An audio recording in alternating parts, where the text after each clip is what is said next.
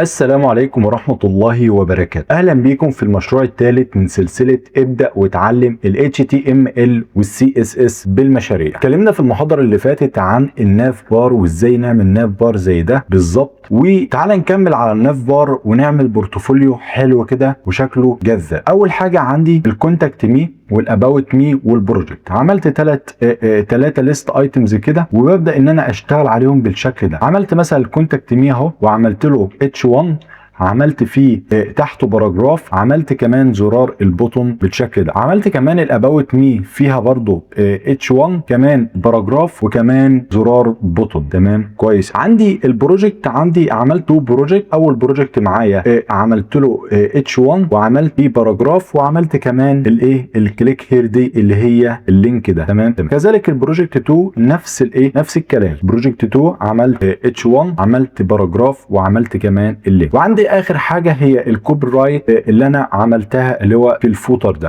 تمام. طب واحد يقول لي هي الصفحه دي فين؟ هقول لك ان الصفحه ديت اصلا مش موجوده دلوقتي، موجود بس عندي الجزء بتاع الناف بار اللي احنا خدناه المره اللي فاتت. لو انت اول مره تشوف الفيديو ده وما خدتش الناف بار فارجع لفيديو الناف بار عاملينه بالتفصيل وشارحين فيه كل حاجه بالتفصيل. تمام قوي. تمام. هنبدا من بعد الناف بار. عملنا الناف بار في السي اس اس اهو. تمام. تعالى بقى نبدا ان احنا نشتغل على ال HTML وننشئ اول سيكشن معايا. اول سيكشن معايا كان الكونتاكت مي، صح؟ فهنعمل سيكشن. عندي تاج اسمه سيكشن. بنبدا في السيكشن في التاج ده هنضيف الكونتاكت. قلت لك في السيكشن بتاع الكونتنت او في القسم بتاع الكونتاكت كان في 3 حاجات، صح؟ هتقول لي كان في ال H1 وكمان عندي باراجراف اللي هو بروجرامر وعندي كمان الكونتاكت مي دي كانت في زرار في بوت. فانا هعمل ديف جوه السيكشن بتاعي، هحط فيه حاجتين. تمام. واحط البوتون بره، يعني هحط ال H1 جوه الديف، هحط هيلو مثلا. تمام. اقول له اي ام بالشكل ده. عملت H1 حطيت فيه هيلو اي ام اصاب. هبدا ان انا احط باراجراف، والباراجراف ده هعمله مثلا اكتب فيه كلمه بروجرامر كده. عملت باراجراف. اطلع بره الديف خالص وابدا ان انا اضيف البوتون بتاعي. طب ليه ما ضفتش البوتون جوه؟ هضيف البوتون جوه هيبقى على نفس اللاين، فهعمل بوتون اهو بالشكل ده وهبدا ان انا اقول له انت كونتاكت مي. ده كده اول سيكشن. كده انا عملت اول سيكشن. حلو قوي. هعمل تاني سيكشن اللي هو الاباوت مي. الاباوت مي هو نفس الفكره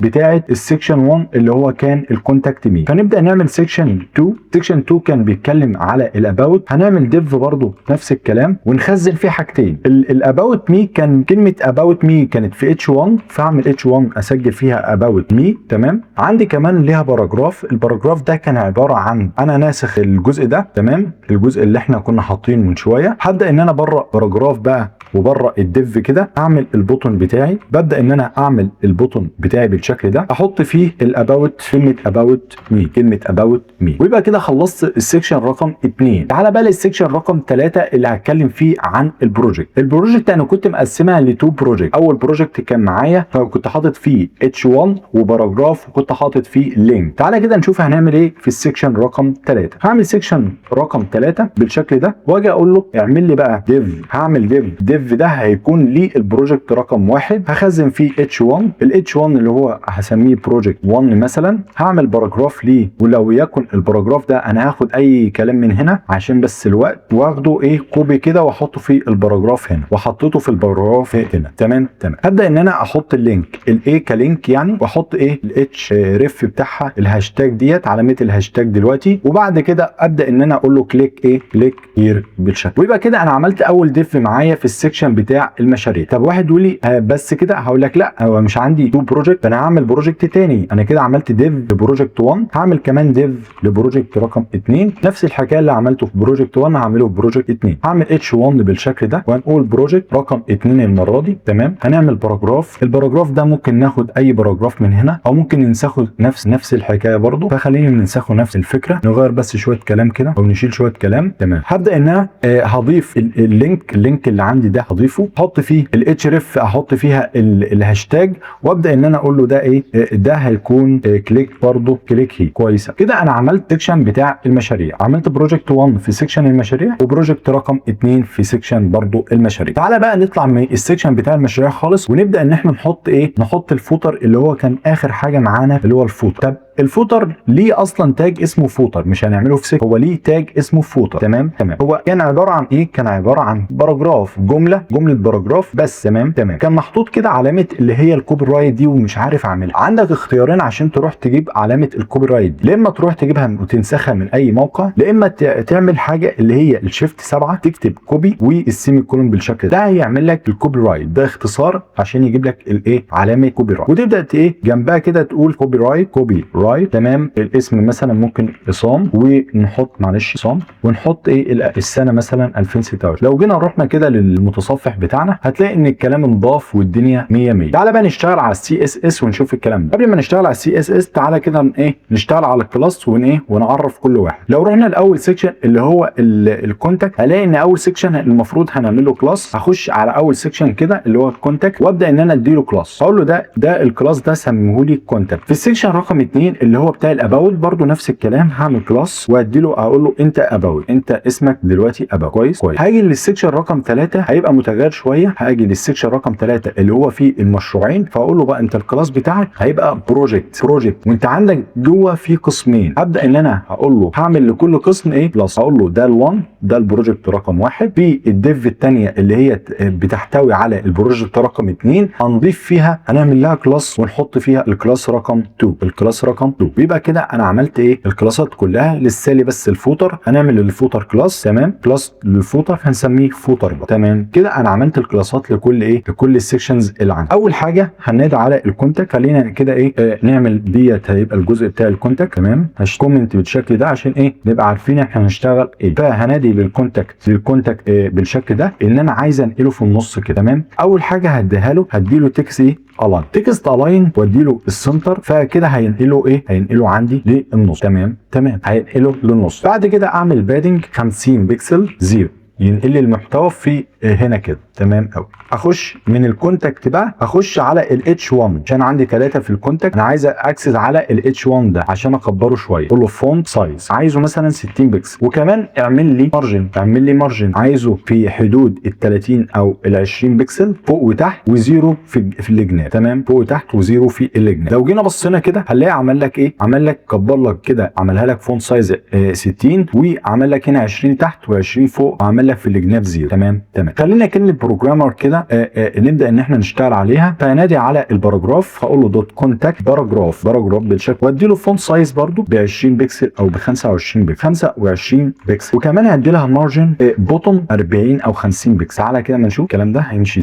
هنلاقي ان هو بقى بالشكل ده. نقدر ان احنا نبعد الكونتاكت مين كمان شويه، ولكن انا شايفه ان هو كويس جدا. تعالى بقى نشوف الكلام اللي بعده. تعالى نشتغل على الكونتاكت مي اللي هو البوتون، الزرار اللي هو البوتون. نضيف الكلاس اللي هو كونتاكت، ثم انادي على البوتون جواه. فهبدا ان انا اقول له الوايتس بتاعك خليه 250 بكسل، وانا شايفه ان ده هيكون مناسب. وكمان هعمل الهايت ده هيكون مثلا في سكه ال 50 بكسل. وهنعمل الفونت سايز بتاعه، نكبر الفونت سايز نخليه 30 بكسل. ونعمل ايه تاني؟ تعالى كده نشوف هنعمل ايه تاني. كبر كده. انا شايف ان هو كده كويس. ممكن اديله بس ايه الفونت ويت بتاعه، ممكن اديهوله بولد. تمام. ممكن اديهوله بولد بالشكل ده. تعالى بالمره نعمل له ايه هافر كده.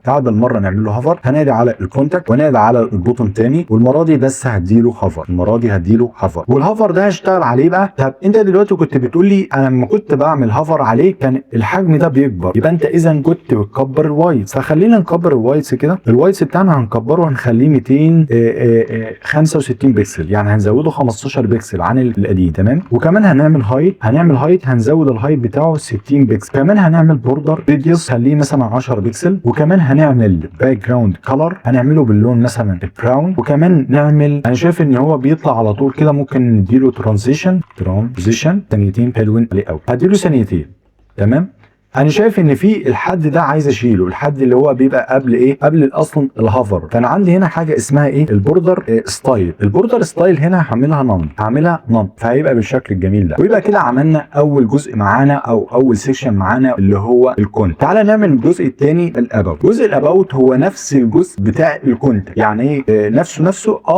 يعني لو رحت نسخت الكلام ده اللي موجود في الكونتاكت. تمام. ورحت حطيته هنا في الاباوت، وغيرت بس كلمه كونتاكت ده حطيت بدلها هحولها اباوت، هغير كلمه كونتاكت هحولها لاباوت. تمام اهو اباوت اهو اباوت. تمام بالشكل اللي انت شايفه قدامك. وتعالى نجرب كده ونشوف هل هيشتغل معانا الكود ولا مش. هلاقي ان هو اشتغل وبيشتغل والدنيا زي الفل. طب محتاجين، ده كان لونه اخضر هنغيره نخليه اللون الاخضر. تمام تعالى نشوف كده، ده احمر اهو ودي كان اللون الاخضر. تعالى ننتقل بقى للسكشن رقم 3 اللي هو الايه البروجكت. هروح بقى للبروجكت، خلينا ننزل تحت كده ونعمل كومنت. الكومنت بنعمله من كنترول ظهر. خلينا نعمل ايه، هنشتغل على البروجكت. اول حاجه انا محتاج اعمل ايه، انا محتاج اخلي، مش هخلي البروجكت 1 وتحته البروجكت 2، لا انا عايزهم اخليهم في نفس اللاين. هتقول لي في نفس اللاين ده يعني هستخدم الديسبلاي اخليه فليكس. اقول لك تمام برافو، هنخليه فليكس. تمام نخليه فليكس. كمان هعمل الجاستيفاي كونتنت سبيس بتوين. ليه؟ عشان يروحوا هناك، عشان واحد يروح هنا واحد يروح هنا. تمام فهنقول له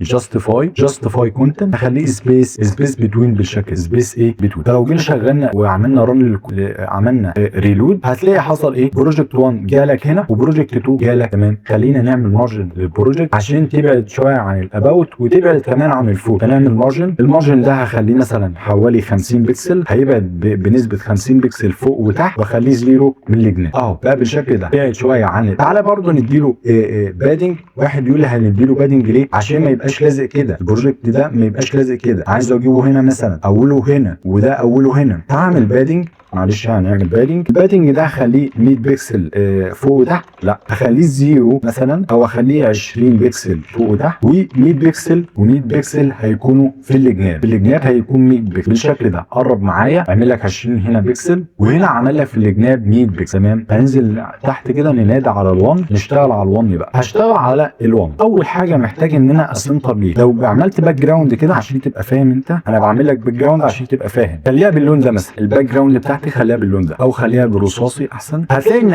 اول بند محتاجين نعمله ان احنا نكبر الكلام ده، نكبر الحجم بتاع البروجكت 1، ومحتاجين كمان نجيبه في النص، ومحتاجين ان احنا نديله ارتفاع وهكذا. طب تعالى نشتغل على الكلام ده. نديله وايس بعد الباك جراوند، نديله وايس كام؟ نديله 600 بكسل مثلا. يقول لي كتير يا عم، مش كتير ولا حاجه ان شاء الله. 600 بكسل. وهديله هايت، الهايت بتاعه هديله 300 بكسل، يبقى نص الوايس. تعالى كده نشوف بقى بالشكل ده. محتاجين نعمل بوردر ريديوس هنا، بوردر ريديوس بالشكل ده، هديها له 10 بكسل. كده احنا محتاجين نعمله، محتاجين نعمل تكست الاين يبقى في النص كده، يبقى النص في النص. يبقى هقول له تكست الاين اخليه في السنتر. تعالى نشوف. محتاجين نعمل بادنج اللي هو يبعد شويه، الكلام ده يبعد شويه، بادنج صغير بس، حاجه صغيره كده، بادنج حاجه صغيره. نخليها مثلا 10 بكسل، 20 بكسل، خليها 0، يبقى 20 بكسل 0. ممكن تعملها اكتر، ممكن نعملها 30. تمام ويبقى كده عملنا ال1. هل بس اكتفينا بال1؟ لا ده احنا لسه هنخش بقى. ال1 ده كان فيه 3 حاجات، كان فيه 3 عناصر. ده مش ال1 ده فيه 3 عناصر، دي اللي هو البروجكت 1 اللي هو اتش1 باراجراف، وكان عندي كلين. تمام تعالى بقى نشوف الكلام ده. ابدا ان انا اقول له 1، وابدا ان انا اخش على اتش1 عمومي. دخلت على اتش1، ابدا ان انا ادي لها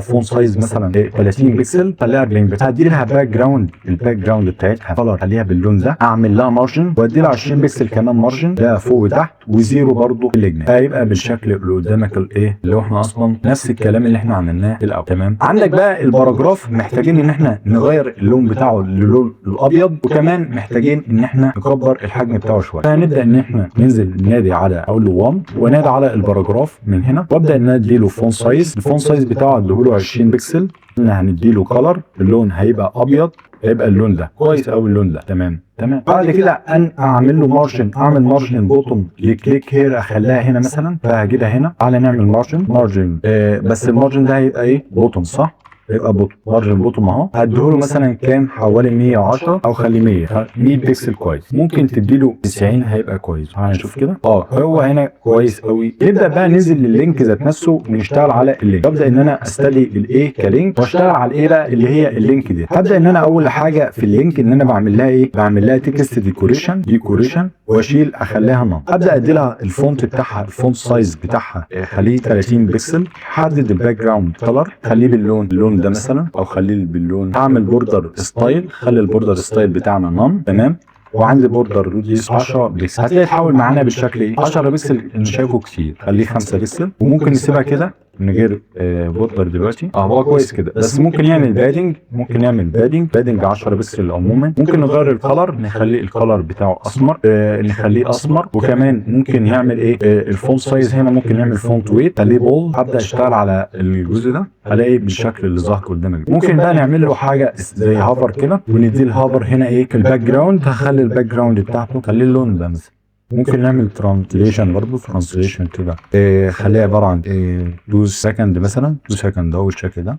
تمام. وممكن نعمل له بوردر برضه صغير كده، بوردر ريديوس عباره عن 4 بكسل مثلا. تمام بالشكل ده قوي. حلو. اللي عملناه هنا بقى في البروجكت 1 هنعمله في البروجكت رقم 2 بالظبط. تعالى كده ننسى الكلام ده عشان الوقت، ناخده بقى كوبي بيست كده على الجزء بتاع هشيل 1 من كلمه 1 اخليها اخليها 2. 1 هي تغيرها، كلمه 1 هغيرها اخليها اخليها 2. هتروح هتلاقي الاثنين اشتغلوا بنفس الفكره اهو، الاثنين نفس الفكره ونفس اما اجي هافر على البروجكت 1 يبدا ان هو يبدا ان هو يكبر ويصغر لي ده. ازاي بقى اعمل الكلام ده؟